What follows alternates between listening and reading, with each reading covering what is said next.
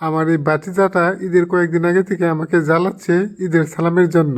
আজকে ঈদের দিন ওর সাথে দেখা করলাম, দেখি ওর সালামের কথা মনে আছে কিনা নাই। সালামি দেবে এখন।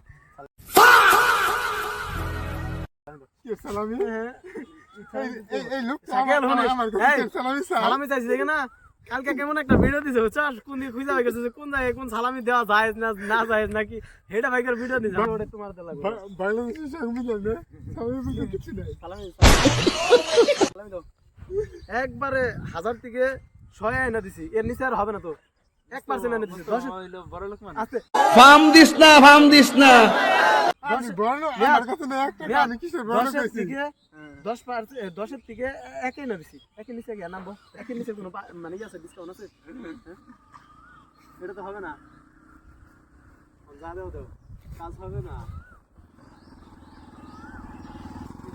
ওই কেউ ভিডিও করতেছে আগে সালামি দাও কাজ হবে না কেরা ওটা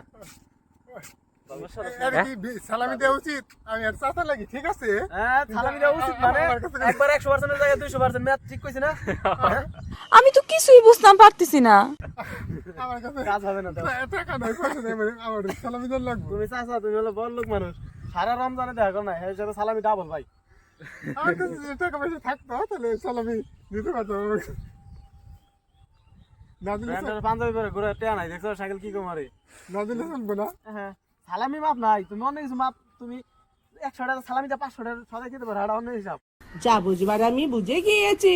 ওই এক জায়গায় কিন্তু সালামি মাপ নাই সালামি দিতে হবে 500 টাকার সমান দামে একটা সালামি দিতে কয়টা এটা দেখ 5 টাকা 5 টাকা 50 আছে নতুন চকচকা 50 টাকা এটা 500 টাকার সমান কাজ করবো আর কি। হ্যাঁ। আমার বড় ভাই দুইটা দিয়েছে এটা থেকে একটা দিয়ে দিলাম, হ্যাঁ হিসাবে দুইটা ভাই তারপরে বলে বাতি থাকে বলে আদর করি না, এই কথা কই এটা তো মেনে নিতে পারি না।